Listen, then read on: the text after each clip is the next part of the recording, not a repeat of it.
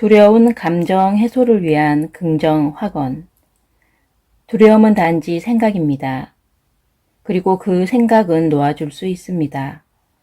저는 어떤 상황에서든 우리가 사랑과 두려움이라는 감정 중에 하나를 선택해야 한다고 믿습니다.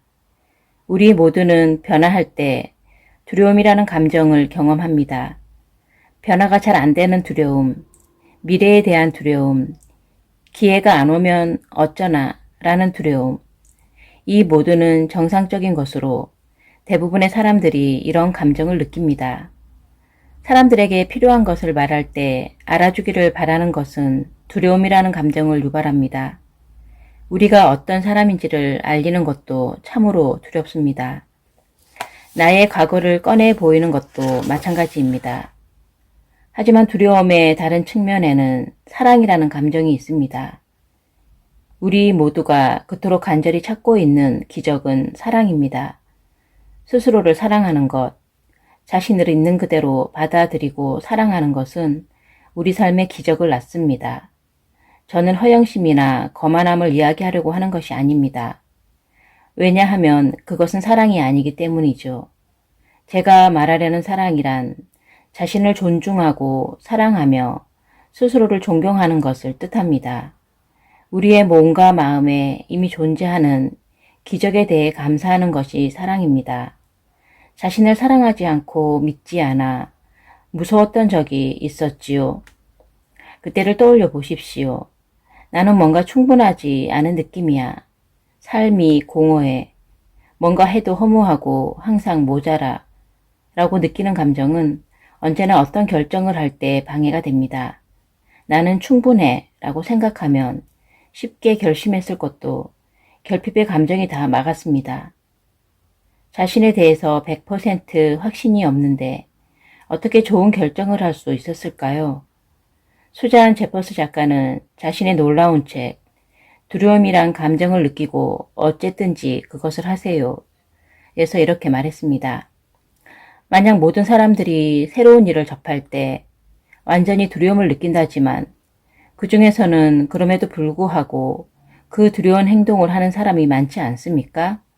그러면 우리는 두려움은 문제가 아니라는 결론을 내야 합니다. 수잔 셰퍼스는 계속 이렇게 말합니다. 두려움이 진짜 문제가 아닙니다.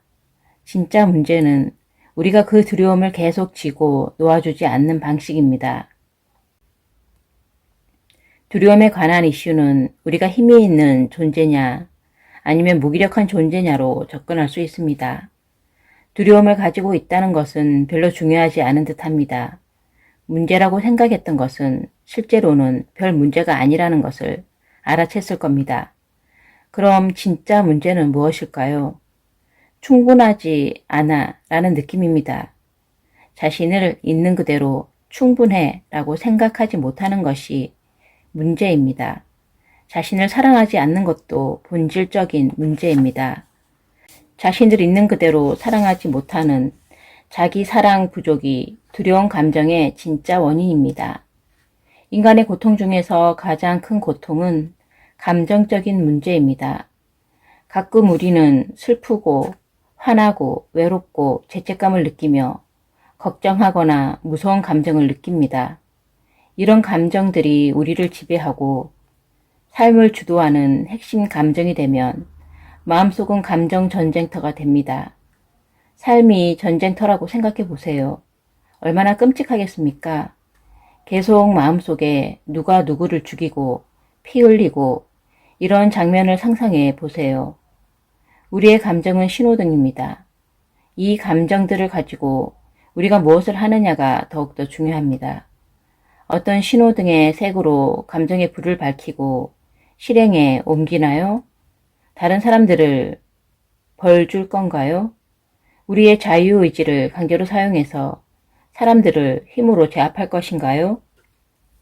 이 신호등은 빨간불입니다. 충분히 좋은 게 아니란 말이야 라는 신념이 이런 문제의 뿌리라고 할 수 있습니다.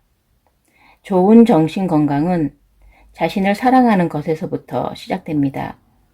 신호등의 초록불은 자기 사랑입니다. 우리 자신의 좋고 나쁜 것까지 완전히 사랑하고 인정할 때 변화를 시작할 수 있습니다. 자기 수용은 다른 사람의 의견을 놓아주는 것도 포함됩니다. 다시 말해 우리가 믿고 있는 우리에 대해 많은 것들이 자신이 아닌 경우가 너무나도 많습니다. 예를 들어 보지요. 제 상담 고객 중에 에릭이라는 젊은 남자가 있었어요. 그는 굉장히 잘생겼고 모델이라는 직업도 있고 수입이 꽤 좋았습니다. 그런데 아침에 헬스클럽에서 운동을 하는 이유가 자신이 매력이 없어 보이는 것이라니 이게 말이 되나요?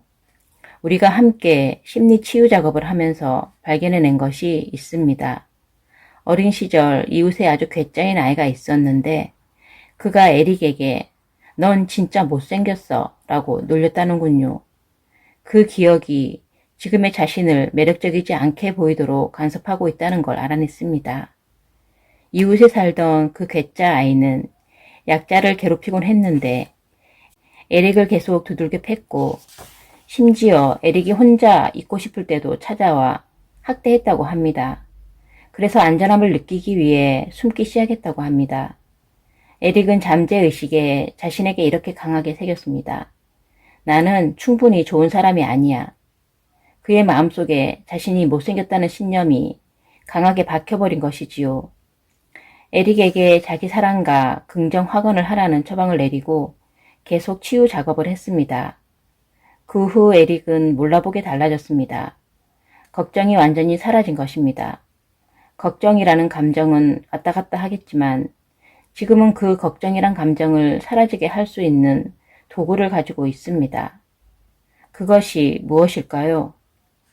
있는 그대로 나를 사랑하고 인정해 라고 말하는 자기 사랑과 지금의 나를 정확하고 완벽하게 있는 그대로 자신을 인정해 주는 것이 걱정을 해결하는 비책입니다.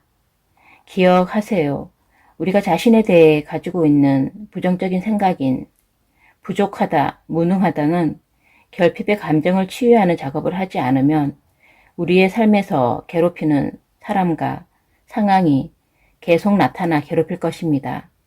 그 감정을 사라지게 하지 않으면 우리의 삶을 계속 고통 속에서 허우적대게 만들 것입니다. 하지만 우리가 그 생각들에 먹이를 주지 않으면 우리에게 힘을 쓰지 못하게 될 것입니다.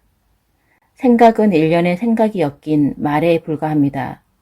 생각을 일렬로 쫙 늘어놓고 하나씩 묶은 것이 말입니다. 생각은 그 자체로 의미가 없습니다. 우리가 그 생각에 의미를 부여할 뿐입니다. 계속해서 생각에 부정적인 메시지를 담아 마음속에 주입하는 것뿐이지 그 이상도 그 이하도 아닙니다. 우리는 우리 자신에 대해서 가장 최악을 상상하고 그것을 믿습니다. 우리는 어떤 생각을 믿을 것이며 어떤 의미를 부여할 것인지 선택할 수 있습니다. 우리는 항상 온전하고 완전하고 완벽합니다. 항상 아름답고요. 계속해서 우리는 변화할 것입니다. 우리가 가진 지식과 이해, 의식들로 할 수 있는 한 최선을 다하고 있는 중입니다.